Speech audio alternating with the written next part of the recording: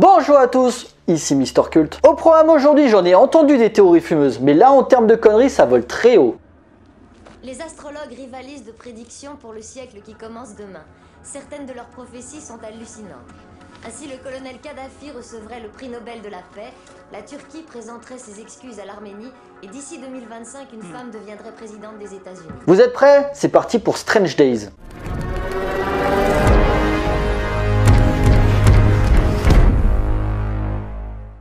Alors, Strange Days est un film de science-fiction américain sorti en 1995 et réalisé par Kathryn Bigelow. Avec seulement 10 films en presque 40 ans de carrière, la cinéaste a su s'imposer dans le paysage cinématographique dominé en grande partie par des hommes. Prenant son temps sur la sélection de ses sujets en lien direct avec ces thématiques fortes que sont la violence, l'humanité menacée et l'univers masculin, elle commence à se faire connaître en 1987 avec Aux frontières de l'aube. Un film assez violent traitant de la figure iconique du vampire. Qui n'est pas son premier film comparé à ce que certains pensent. C'est alors que quelques temps après, elle va faire la rencontre d'un certain James Cameron avec qui elle se marie en 1989 et qui va produire l'une de ses œuvres cultes, Point Break. Le couple se sépare par la suite mais continue de travailler ensemble, notamment sur Strange Days qui va nous intéresser ici. L'aube des années 2000 par contre est très difficile pour la réalisatrice. En effet, si Strange Days est dans l'ensemble bien reçu par la critique, c'est un gros échec commercial ne rapportant même pas 10 millions de dollars sur le territoire américain malgré un budget avoisinant les 40 millions. Gros gadin. Et le sort va s'acharner avec Le poids de l'eau en 2000 et K-19, Le piège des profondeurs en 2002 qui se mangeront méchamment la gueule au box-office, divisant aussi la critique. À ce moment-là, on se dit que la carrière de Kathryn Bigelow sent légèrement le pot pourri et qu'elle arrivera jamais à remonter la pente. Mais contre toute attente, elle revient en 2009 sur le devant de la scène et surprend tout le monde avec son film de guerre,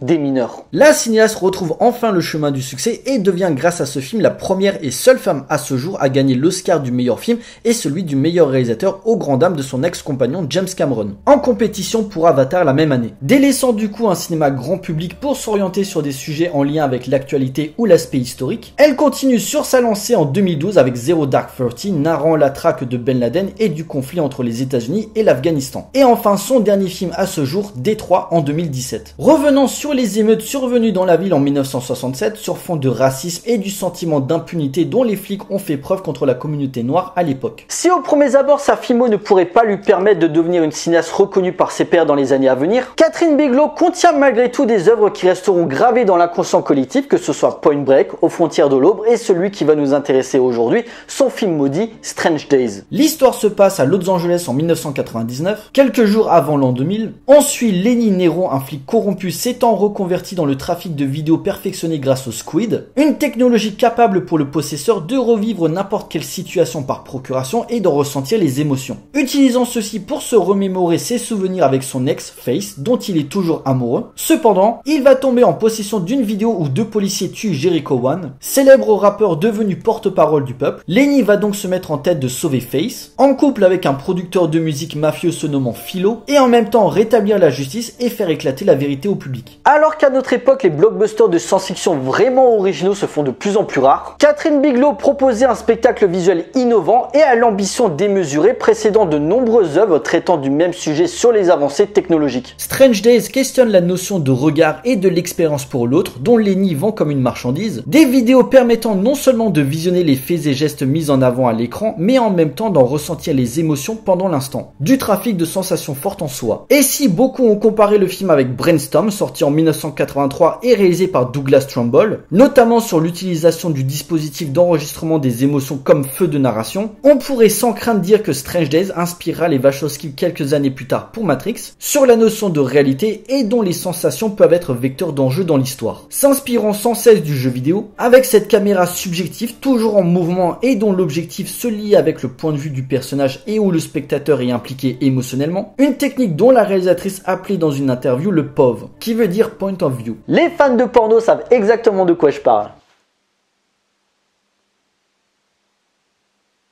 Pourquoi tu me regardes comme ça? Mais plus que cela, Kathryn Bigelow y envoie ses thématiques qui lui sont chères et dont sa mise en scène va exprimer tout le chaos ambiant de l'œuvre. Passionnant sur différents niveaux de lecture par un scénario rédigé par James Cameron lui-même, Strange Days y développe plusieurs thèmes récurrents dont les deux cinéastes se reconnaissent. La vision apocalyptique du racisme avec ce passage à tabac du rappeur Jericho One par des policiers de Los Angeles, filmé à leur insu renvoyant forcément à l'affaire Rodney King, qui déclencha une série d'émeutes dans la ville et dont la réalisatrice s'est beaucoup impliquée à l'époque. On pourrait également dans une certaine mesure lier cela à la mort de Tupac, un an après la sortie du film, légende du rap qui presque 25 ans après n'a toujours pas été vengé sur l'identité de son assassin, et dont l'univers du hip-hop a été très touché par cet événement. L'amour-haine de la machine chère au père de Terminator, vendu comme un vecteur de progrès et d'évolution mais malheureusement comme un danger brisant les libertés individuelles, représenté dans le film comme une drogue prenant forme par les émotions pour se diriger vers une déshumanisation de l'humain. Avec presque une décennie d'avance, Strange Days dénonçait déjà les ravages que la cybernétique pouvait faire et dont Facebook, Twitter ou YouTube en seront la cause. La cinéaste et son ex-mari avaient tout compris avant les autres sur les dangers d'internet dont nous sommes les plus gros consommateurs.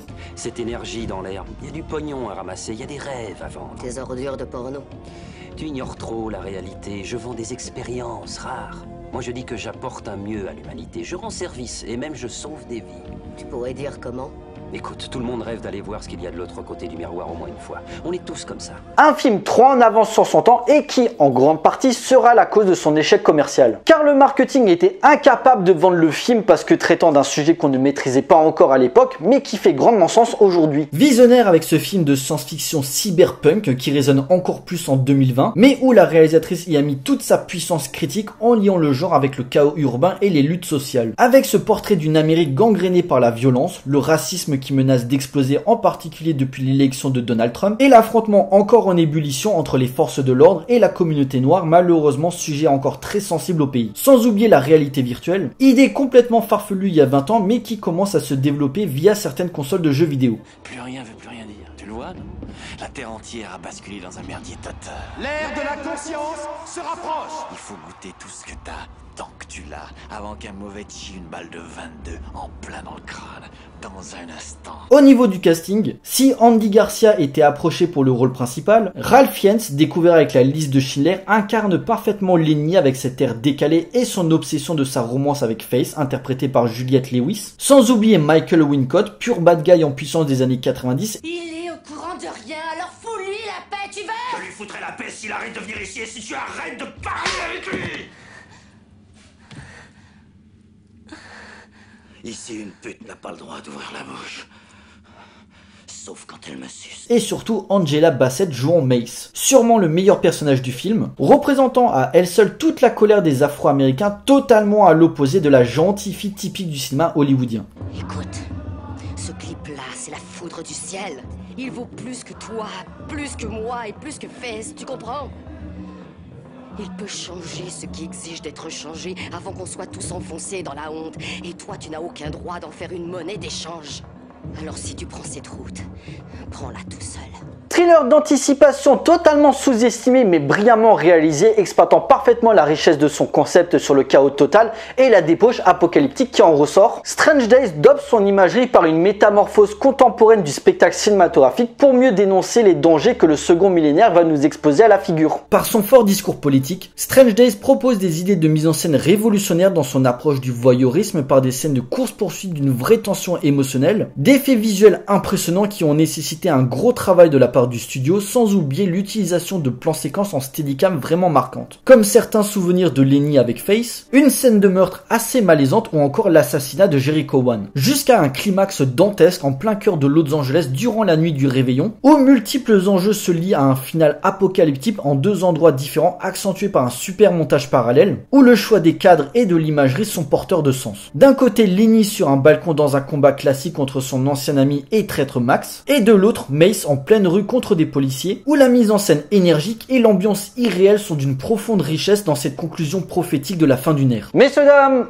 il est l'heure de conclure. Strange Days fait partie de ces films un petit peu oubliés mais qui méritent clairement d'être redécouverts, ne serait-ce que par son concept et sa narration bluffante à une époque où la science-fiction n'intéressait plus grand monde. Poussant la réflexion sur notre humanité, le bug de l'an 2000 et les questionnements moraux et raciaux, le film envoie une peinture sombre d'un futur contemporain à travers le pouvoir à l'image et la fascination qu'elle exerce sur notre quotidien. Une fable pré-apocalyptique d'une grande ampleur donnant parfaitement l'action et le thriller dans le genre de la SF. Et si on peut reprocher certaines maladies maladresse comme un surplus d'intrigue et sa durée excessive. Le film dure quand même presque 2h30. Strange Days propose une esthétique impressionnante par ses idées de mise en scène, son contraste de couleurs ainsi qu'une politique outrancière sur la police, l'avancée technologique et la guérilla urbaine. Avant que les réseaux sociaux prennent une place forte dans notre vie, il est fascinant de voir comment Catherine Bigelow traitait le pouvoir des médias avec une puissance symbolique propre au 7e art. Un film fort, doté d'une vraie énergie dans la mise en scène et dans ses choix de réal qui mérite clairement pas son échec injustifié à l'époque. Par son récit passionnant de bout en bout et son casting impeccable, Strange Days est le mélange parfait d'une alchimie entre la technique et l'artistique sur un sujet pas encore dans les têtes pensantes à l'époque, mais qui aujourd'hui renforce son pouvoir de fascination sur la technologie et ses dangers. Strange Days est un film culte à découvrir d'urgence.